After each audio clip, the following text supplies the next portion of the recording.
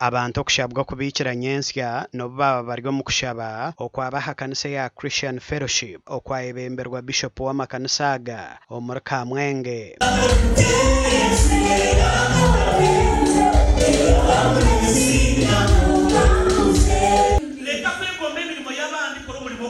Stop admiring other works when you have yours. Your work is better than the other one. Your bicycle is better than someone's car. Your house is better than the other one. Omubutumwa bwa Bishop yahiga bikirizo mu kukorra bukuru. Weshanga ntoriyo myaka 23 byo mucaniso zo mujara waza kubetinga. Ishwa ngo wakozere betting ejo mpono na ni business naba nafunamo. Cyo kugira ngo watera umuceri na watera umuhinde no sisobwire. So nimbatererera tukoze samani geti cha gain. Akwe myaka iri yake kinani ngambo ko mukanisa nti wara waiso myaka 50 tandiko hingo mwana hinga mapera.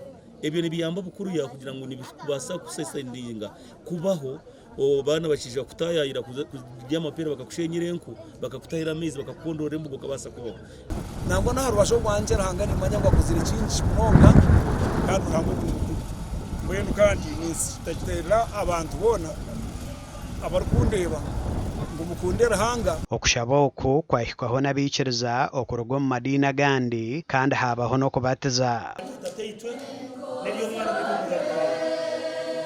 tata lindo mwana okakakona kakisha mukuza nakutina nakorora yo mwana basira muri Sakanyangore mbere nahora yashemesa kigambo cyungi munonga nahora nagamba aha kukorera bukuru yawe icyo nicyo kintu nakwatamo. Omugandi abakazi b'oburisa obwa St Stephen Church of Uganda Nyakatete ero kushangwa muri Katenga Mitoma District bahigo kwange kibi bakakorera berungi obuhabuzo bwahebwayo omukujaguza kiro kya Maryamu kandi okushaba kwakorerwa hwentweheyo orokorwa mu kanisa eya Kairere omuri Bushenyi.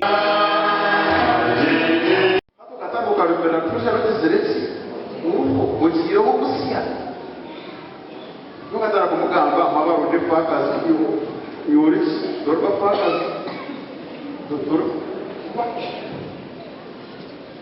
mukwatagana sete nayo ndazaba zireti abaranzuwe kweleze kukamu ndanero mu maka konka kokwikiza Yesu kumushono w'amagara gawe wanyiteka ruhanga byona nabisingura ahabo kubantu bajyangu wagumisiriza taru muferwa batwegeza turarebera abana bitu. Omukushaboku abashija n'abakazi bayihanangirizibwa okwatanisa omu maka gabo.